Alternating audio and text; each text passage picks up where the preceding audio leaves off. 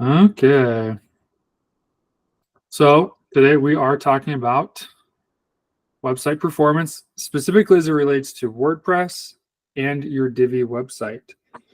So there are so many things related to website performance. It is exhausting, the number of things to keep track of and to do and to fiddle with. And if there's one thing I can tell you right now about website performance is that every website is different. And while we can do some general things to every website, there are specific things that will be custom tailored to your own website to make it a little bit faster. So keep that in mind. While we can talk about things today, it may or may not be true for your own website. It's just a matter of kind of testing, real world experience, using other tools to test it, kind of see what they're saying about your website. And going from there. So to get started in talking about performance, there's a lot of different things, and at the base is website hosting. If you're paying for cheap hosting, well, you get what you pay for, and that is almost always the root cause of some website performance. We got Bruce coming in here, but so website hosting is a big deal. If you have bought like Bluehost because you saw like their ads for like $3 a month, that is a great price, but they're going to put you on insufficient servers, and you're going to share that same server space with other websites. Eventually, you just run out of resources to support every website. Sometimes I try to compare it to like an apartment complex with parking, right? Everyone lives in the same space, right? Everyone's in the same server. But if someone has a party and everyone comes and takes all the parking spots, well, we've run out of parking. Like we have a problem. Okay, there's not enough room for everyone to park. There's not enough room for everyone to be there, and we start to have a problem. And the same thing would be true of your shared hosting server. Is if one person does really good with traffic, bringing traffic to their website. Loud? Sorry? Sorry. So if someone has a lot of traffic to their website, it could actually impact your website as well, because there's not enough server resources to support the traffic of the one website that's doing really well, plus your own. So what I like to do for my own hosting solution is I'm going to share my screen here. I like to use a service called Cloudways.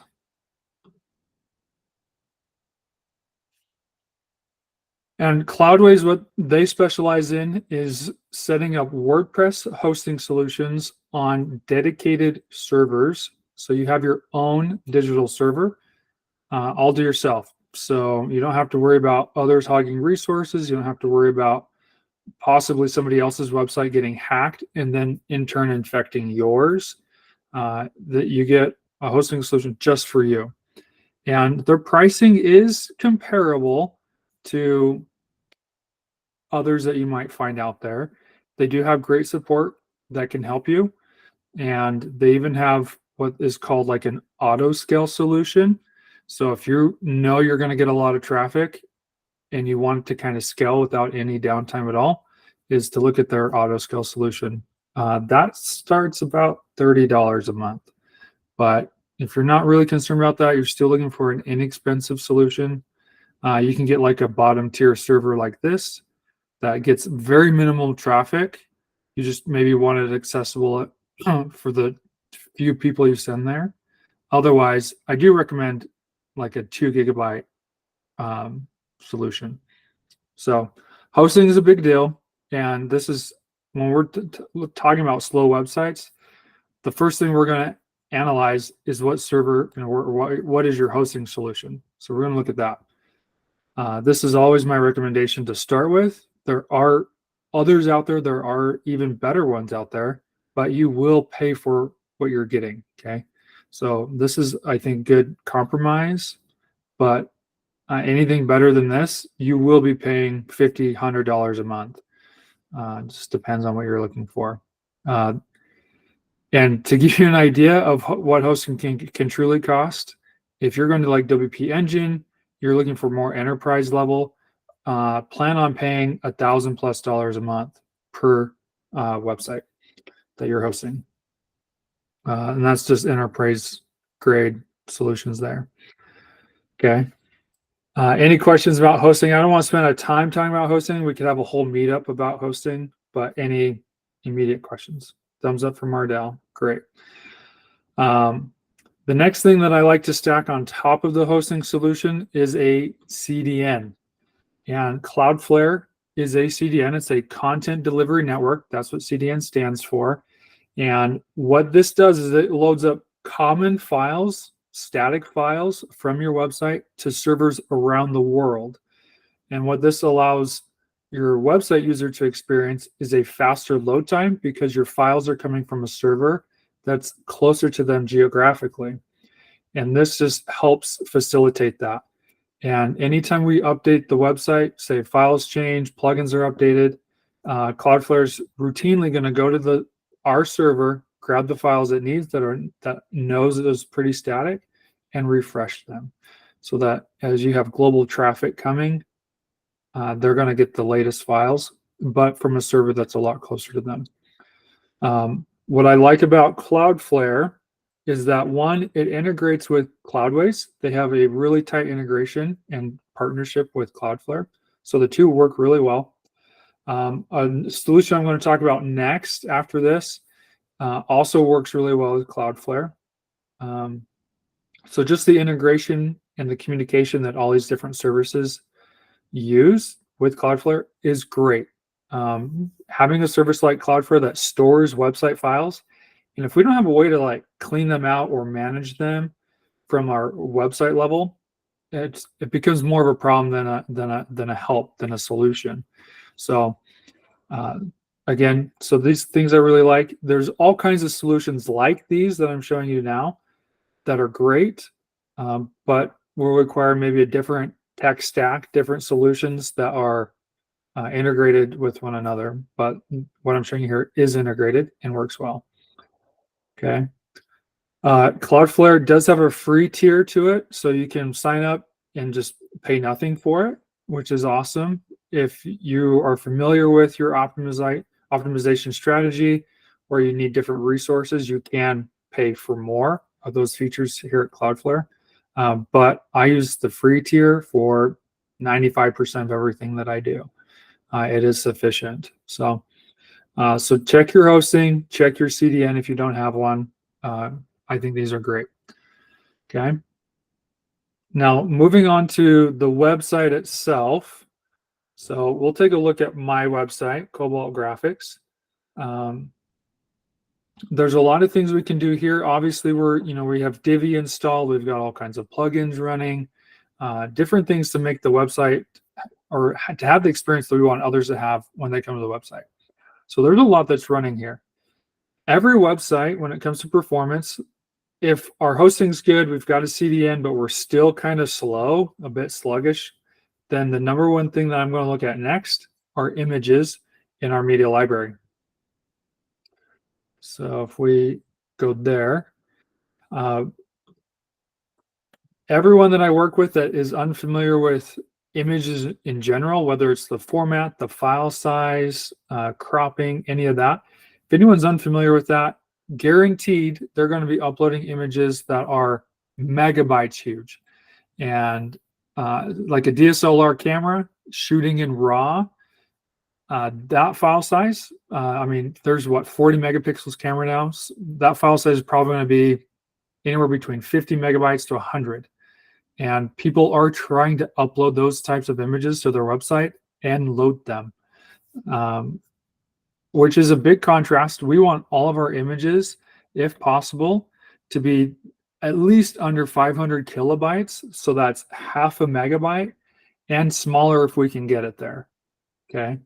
So that's a megabyte. That's too big, but we are trying to get as small as we can. So 0.5 MB or smaller. Obviously, the file size is dependent upon like the amount of data that's in the image. So if you've got a very detailed image, like a lot of lines or a cityscape, it's naturally just going to be larger in file size, and it'll be really hard to get that down. Okay. So how do we get our images smaller before we upload them? I like to use a website called Image Resizer. Okay. You can drop your images here and you can resize them instantly. So we'll just drop one here so you can see. So this is a picture mosquito. We can crop it, we can resize it, and then we can download it into our smaller format. Okay. So use Image Resizer before you upload anything to your website. This just helps ensure that we're getting the smallest file size and also like a pixel dimension too that's more appropriate for your website before uploading. The smaller our images, the less data there is to load, the faster your website will be. Okay. So that's my number one tip for working with your website. Any questions so far? I have one. Yep. I noticed that you have in your image library there, you had 4 Gs up there. Okay. So now I have got my logo up there in about 4 different sizes as well. Can I look at the properties in the on the page and compare it to the properties of these images and delete the other 3 so that I reduce the number of megabytes in my image file?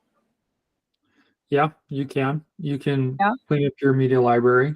Yeah. Good. If say that was 4 of my logo there, like where you have the G's, Yep. I would want to figure out which one I'm actually using on the page and get rid of the other 3. I often do that with photographs. I'll upload one and it'll not look right, and also I'll resize it and upload it again. And once I've done that, then no. I'm leaving.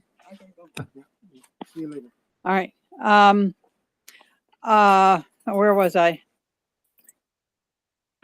Okay, so I have several uploaded into my image library, but I'm only using one of them in the actual website. So is it expedient to get rid of the ones you're not using?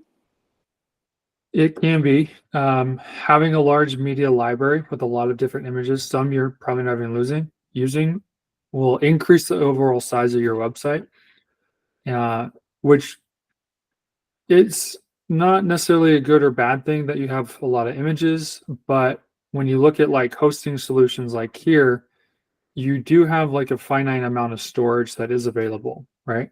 So 50 Yeah. gigs is a lot. You can store a lot of data there, but if you're putting multiple websites on the same server, now you have to share that storage, and so getting rid of media from your media library can help reduce the size of your website.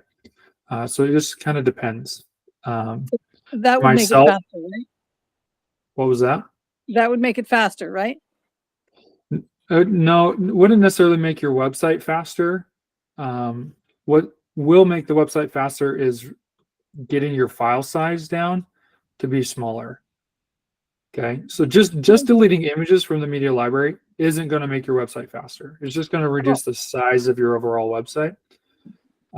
The file size, because your browser has to load all this information before you can see it, right? And so if you have an image and say a dozen images on one page and they're all really big, then that will slow down the website because not only do you have several images, but they're large in file size. And all that data has to come through at some point. And it just takes time. And the way we can reduce the time it takes is reducing the file size. So less data means faster loading.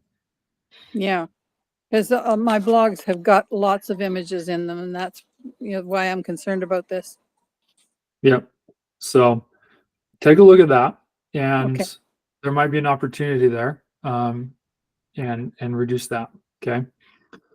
So to move on, so I will use this website. You can also use Photoshop or any other photo editing app that you might have, but this is a free one. You can do it through the browser. So after I use Image Resizer, I get my images down. I will also use a plugin called Imagify. This is by the creators of a solution called WP Rocket.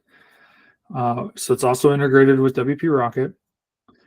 And what this does is it will actually compress your images in your media library and convert them to what is called a next gen format. And there's two different types of those formats. It's WebP and AFIF.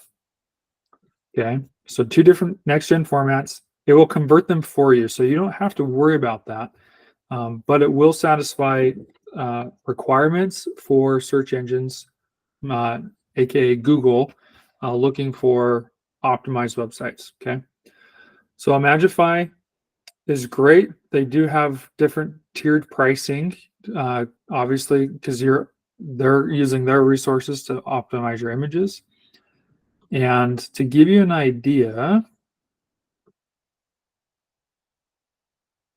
let's see, I'll show you here on my website what it's done. So there's 124 images in my media library. The original size of those images was 727 megabytes. It optimized them down to 207 megabytes and converted the file format for better optimization.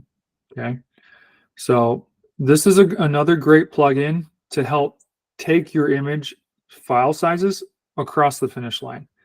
Image Resizer will do a great job. This plugin is going to find any missed opportunity there for optimization and then also convert it for faster loading in browsers. Okay, so those two combined, I would highly recommend. Okay, pricing for Imagify, they do have a free tier, but you are limited to only 20 megabytes a month, which is nothing. That's like optimizing one image. But you could do $10 a month for unlimited optimization. So if you're constantly churning out images, you're uploading all the time, unlimited data, whatever. That was smaller tier, 500 megabytes a month. But the good news is you can sign up for this, optimize all your images, and then you can downgrade or cancel your plan. So you can do what you got to do and then downgrade until you're ready to kind of go through the process again. Okay. So highly recommend this. Highly recommend having the plugin on your website. It'll go a long way. Okay. So that takes care of images in regards to website performance. Okay. Now, there's one last piece to website optimization, and it's going to deal with a lot of the way code is organized on your website, the way when code actually loads or runs on your website, and the way all of that is managed is easier through a caching solution or a plugin optimization solution. I like to use WP Rocket. There are free ones, there are other paid ones, but WP Rocket just takes out a lot of the guesswork for optimizing your website. You can sign up for your website, $59 a year. If performance is important to you, paying for any of these solutions is worth it. Okay. You can get free solutions out there, of course, but in my opinion, you have to go find an online course just to learn how to use it and configure it. They're so complicated. Which makes sense. You had a developer who's very technically minded. He created the solution and never really thought about the non-technical user that would potentially use their solution. So WP Rocket has been very mindful of the end user, I think, and is well worth the money. Okay. So with some of this in mind, there are tools to help you test your website.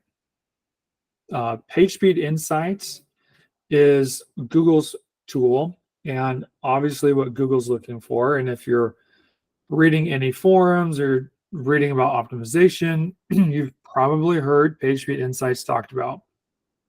And this is, excuse me, through Google's eyes, how your website is performing. Okay. And they're going to grade it on a mobile and a desktop experience. Okay.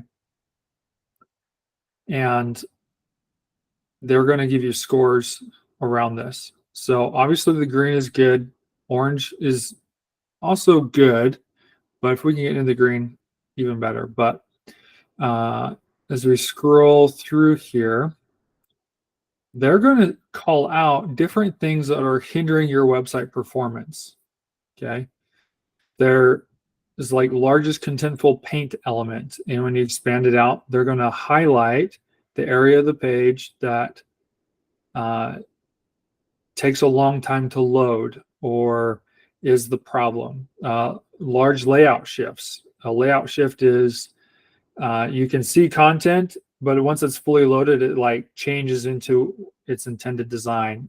We often see that with just like we see text, and then once everything's loaded, the style sheet's loaded, then the text will change or the text will move to a certain spot or lower on the page. So Google doesn't like that, but they're calling it out. So there's a lot of this, and then they kind of call out different resources as the reason why. So they're saying that we had a layout shift because our font that we're using did not load fast enough. And so our font was a different style entirely, and then it shifted into the one we loaded. Okay, so that's an area of improvement. Next gen formats. Okay, it's calling this out. This is probably a background image. I have to go look. Background images aren't converted to next gen formats using Imagify. The reason being, browsers don't necessarily support next gen formats as background images.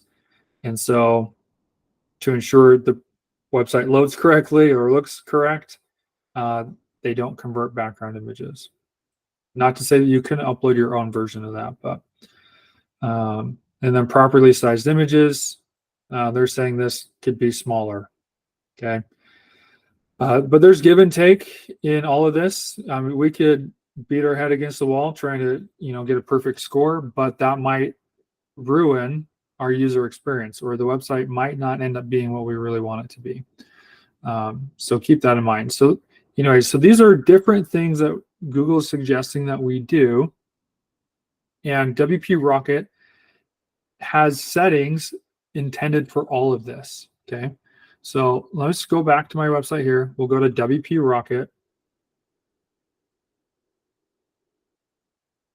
And inside their dashboard here, we've got things such as minify CSS files, optimize them, delay JavaScript execution, delay it from loading.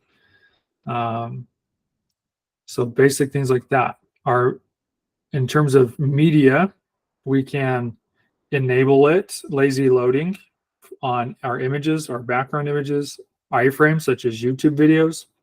We can delay those from loading, which is great. So our whole page can load, and then it's going to go to YouTube and load the YouTube resources.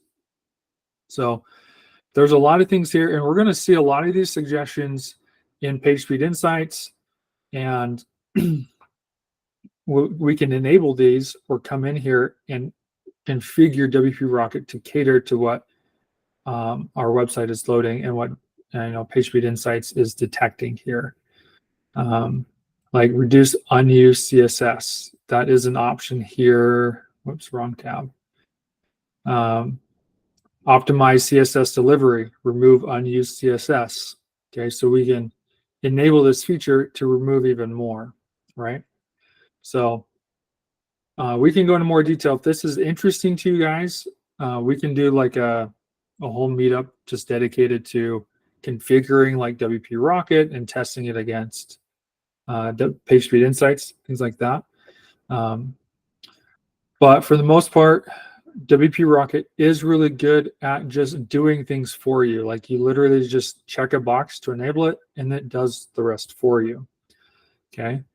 Although checking a box, as nice as it is, it can sometimes break things. Like there might be a certain file that cannot be minified or cannot be delayed. And so when that happens, you'll have to come in and exclude that file from loading. Okay. And this is where website optimization becomes extremely tedious and tailor-made to your website, because you'll have to test it and see what's working and not working, and then exclude files if they need to be excluded. There are some third-party resources out there that you have to exclude. For example, if you have a contact form on your website and you're using reCAPTCHA to block spam entries through the form, reCAPTCHA can't be deferred. Otherwise, people can't submit the form because reCAPTCHA hasn't loaded fully. And so you have to exclude reCAPTCHA from any optimizations in here so that it loads first with everything else, and then people can submit the form like normal. So keep that in mind. They do try to detect some basic things, so analytics and ads, so we can, exclude Google reCAPTCHA from being delayed from its execution. So that's WP Rocket. Let me show any questions so far. I want to show you one more tool to benchmark your performance before we kind of dive into that. Just see how you guys are doing. Any questions? Okay. Thumbs up from Ardell. I love it. Great. So GT Metrics is another website. I think you used to be able to use it for free, but I think you have to pay for it now, but it's not terribly expensive, like really at all. But again, if performance is a big deal for you, you can pay for it for a month, optimize your website, and then cancel your membership with them. Okay, so this is my website. Performance score 100, structure 92%. So this just means that we have great performance. Our code structure is really good. It's at 92%. We could push it even further and try to get to 100. But the time spent doing some of that, I don't have quite the return on investment. So for me, that's my compromise. I'm like, this is good enough. What I like about GT Metrics is I can configure some of the settings. So if I want to load the experience a little bit differently, I can set those. But this is unthrottled internet connection right here, and my website's loading in under a second. So images, video files, the whole works. Everything's loading in under a second. The industry standard, or the goal, I should say the industry goal is 2 seconds or faster. So if we're in the neighborhood of 2 seconds, I think your experience is going to be really good, and your website will probably rank pretty well. There's all kinds of information here, all kinds of recommendations you could follow. The one thing that I like to what I like to use GT Metrics for is their waterfall tab. Okay, the waterfall tab, you can see this if you're familiar with your browser console panel. You can see something similar to this, but I think it's just visually easier to see here. But what it's showing is a list of all different files and resources that are loading on the website, how long it takes, and if there's anything that could potentially be blocking it. And so when we're looking at what can be better, is there something that's blocking it? What URL do I even use to put into WP Rocket into my settings? This is where I'm going to come and look for all that. So I can see here I've got it's loading from the server. I can see there's a connection time, waiting for the server to send information to the browser. And then once all that information comes, then you can start to see everything starts to load. And over here on the left, I can see that all my Google fonts are trying to load. I could probably optimize this a bit more. And this would take care of that layout shift that we saw in our PageSpeed Insight report. So I could look at that. And then I've got more fonts. It looks like I got some other images. So this is just really insightful because I can see like my one image is taking quite a bit of time comparatively to some of these other resources to load. Is there an opportunity there? Can it be smaller? Does it need to be in a different format? And then that's it. That's the bottom of our list here. Okay, so lots of insights here.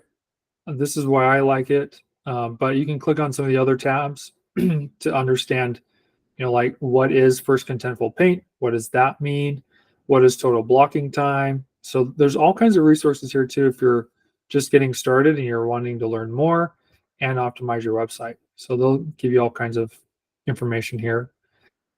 But when you do pay for GT metrics, when you click on page settings, this is where you can define the loading experience.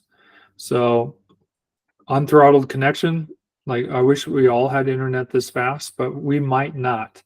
We might say, well, what is it like for people on their phones using 4G because they're up in the mountains or something? So we could say load the website with 4G and test it from there. We could also say load the website using mobile. So now I can just say, what is it like on like a iPhone 13 Pro with a slow connection? I could save that. And then I can retest the website. So we'll do it real time here. I hope it's a good score. Never know what you'll find. Mobile is tough. Just because the different data connection speeds.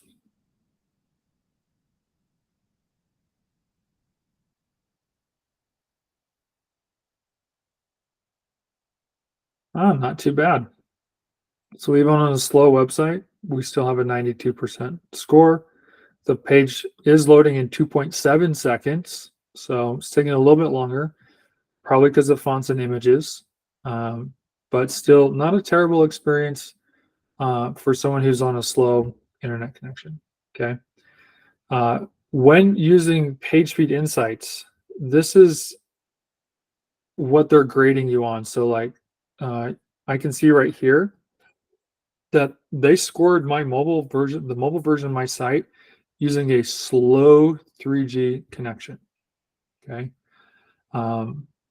They're trying to improve the internet to a point where that even on slow connections, your website is phenomenal. Okay. We can't always expect that people are sitting at their desktop computers loading your website with more stable internet connections or even faster internet connections. With gigabyte internet connections, Google Fiber coming into homes now in most areas, desktop experiences are better. Even on your phone, if you're connected to that type of speed, great. But when you're out and about, you might not have that. So just kind of depends. And you'll have to decide what is important for you in terms of performance and where the compromises will probably lie.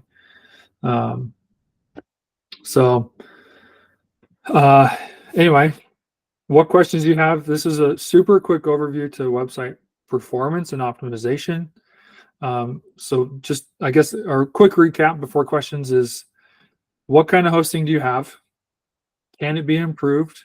You do get what you pay for. Are you using a CDN? Because a CDN will help common static resources load consistently without needing to always go to your server to get those files. So CDN is great. Are you optimizing your images before you upload them with solutions like imageresizer.com? Are you optimizing them even further and converting them to next-gen formats using a solution such as Imagify? Are you using a caching and optimization solution such as WP Rocket? And then are you testing your website using tools like PageSpeed Insights or GT Metrics to make sure that there's not any other opportunity for optimization improvements? So those are those things. Any questions so far? Okay. Now, let me tie this into Divi really quick. Okay. Inside of Divi, under theme options, you'll see this performance tab under general. And there's all kinds of options enabled here.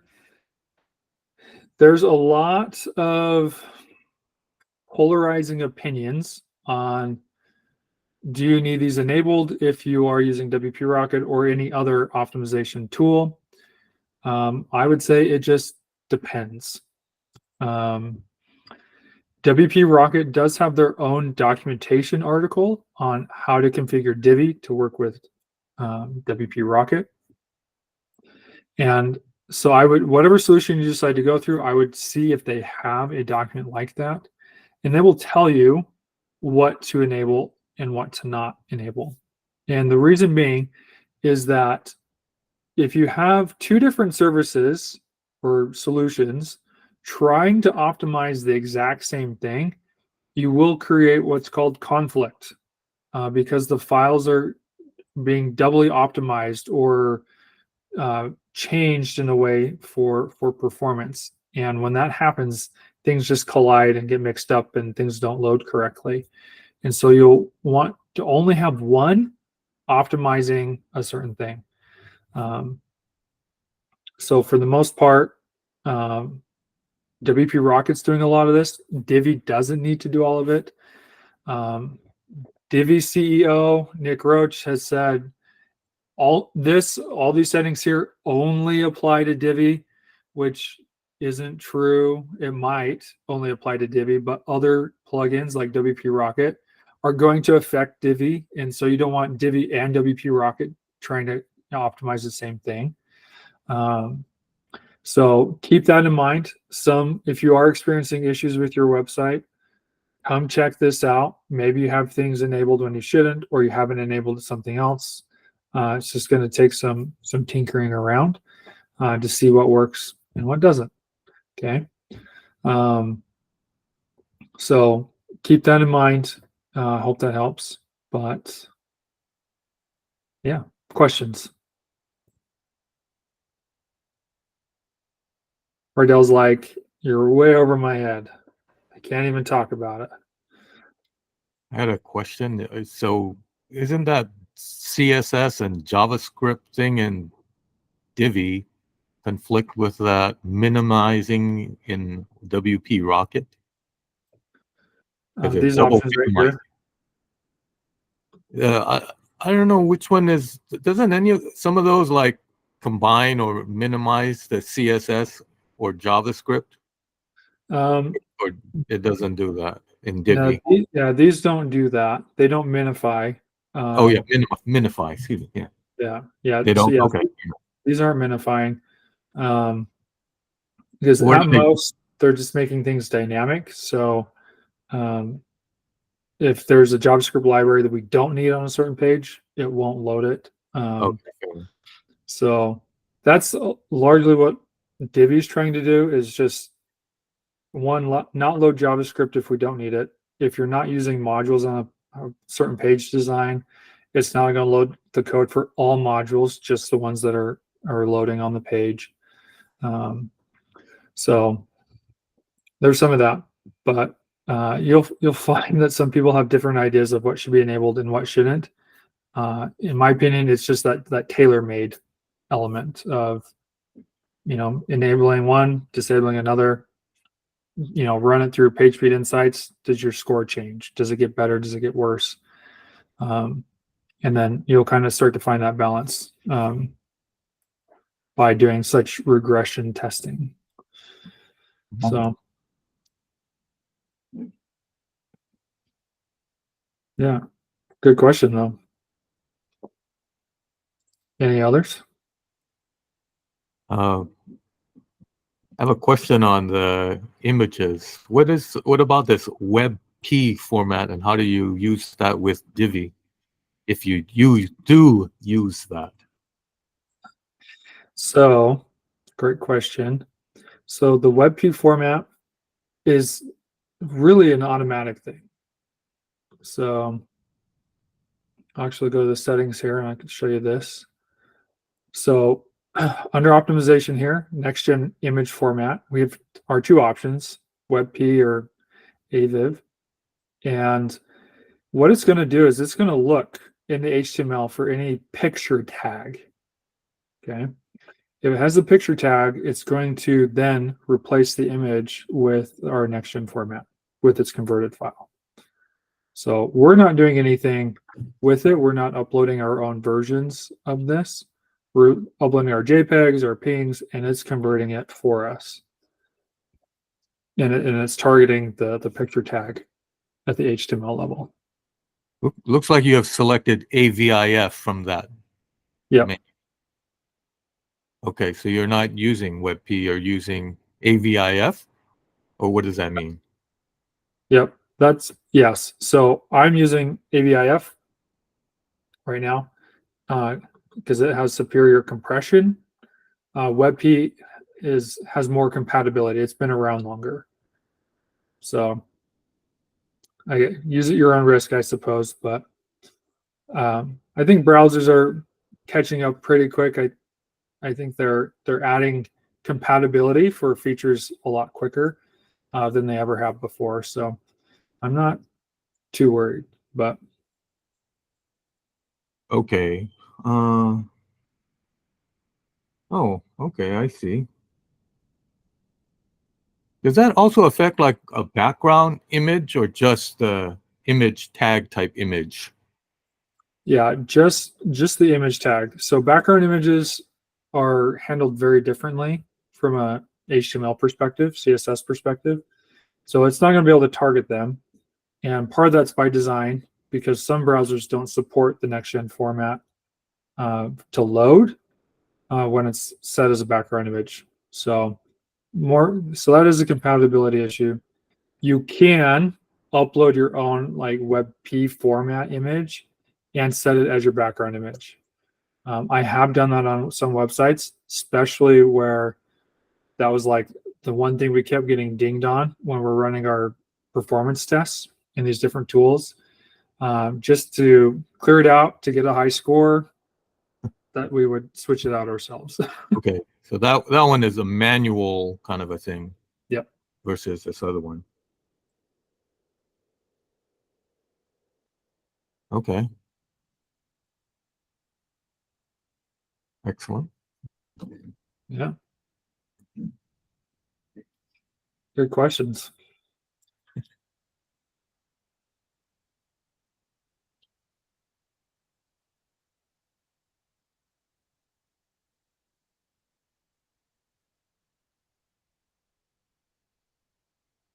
Ardell, you got anything for me?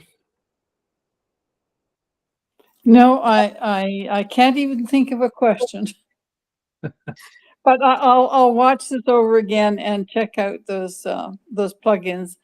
I have so little traffic that I really think that I'll need just the minimum. The last one that you talked about sounded good, that scanned your website.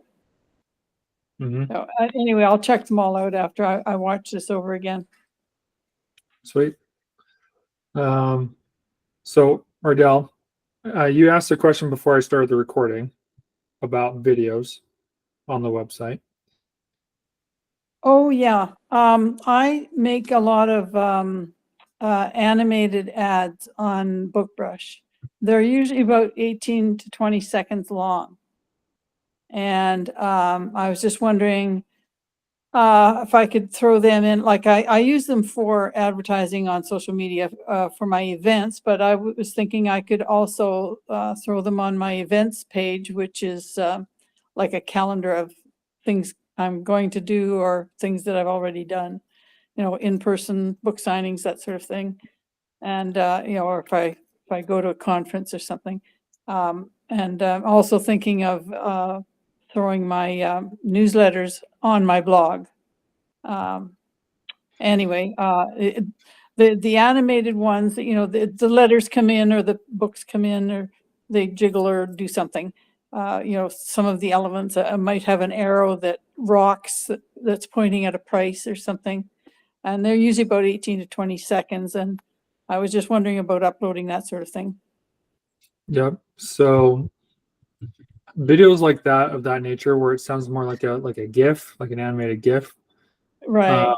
those files can be really large, and as neat as they might be, they really would burden your website, and those are harder to optimize. If you can get them into an MP4 format, then you would have a better chance at compressing them through like an online compressor, or there's all kinds of apps too you can probably find to help you compress it so it's really small. So that's my only thing is video files like that, like a megabyte or less. If we can get them that small, that would be great. Mhm. Make Well, sure I think there's all no I audio. have to do, sorry, all I have to do really is go back into BookBrush and remove the animations, and then they're static. It's the same image, but you know they're there all the time. They don't pop in at certain 3 seconds or 6 seconds, that sort of thing. Sure. So yeah, so I can just remove the animation. Yeah, Yeah, I that's think what that'd I'll be do. good. So yeah, if you could do that, make it static if that's Yeah. good. If you have like longer videos, something you want people to watch, um, whatever it might be, my recommendation is to always host videos like that on YouTube and let YouTube manage the resources for loading the video and buffering and all that's required that way. So Right. I would do that. So if you have longer videos, large video files, upload them to YouTube or Vimeo, and then embed them on the page. That's always my preferred for that. If you want to get creative and have like a background video playing at the top of a page or something, or a section on a page, then you have to host that on your website through the media library. But again, make sure it's as small as possible. Remove any audio tracks because that also just adds size to the video file. Make sure it's an MP4. Other like formats like MOV files, those don't work in browsers. So MP4s would be great. Get as small as possible. You should have a good experience with that. So Great. Thanks, Dustin. That's all I needed to know. sweet, And I'll rewatch this again. So you got it. Yeah. They also have a WebM format for videos, which is the equivalent of WebP for photos or JPEG. Yep. Yes. So they do have that format, and Divi does give you room for uploading both versions when you're doing local videos, locally hosted videos. You would need a converter. So if however you're exporting your videos, sometimes they'll give you the option for that format. Otherwise, a converter, you'll need to find one. So Yeah, they have like websites that'll do the conversion to whatever, from whatever to whatever you want for videos. yeah. The other note is in Cloudflare, it doesn't by default cache those videos, but you can override it with one of the cache rules to match your video files and force it to cache those. It's just not they have a policy like if you're going to host like a video library kind of a website where you get tons of videos, that would be against their policy to host that on a free site. So that's why they shut it off by default. But if you just have a one background video kind of a thing, one-offs, that's not a problem. You just have to manually set it to cache those. Mm-hmm.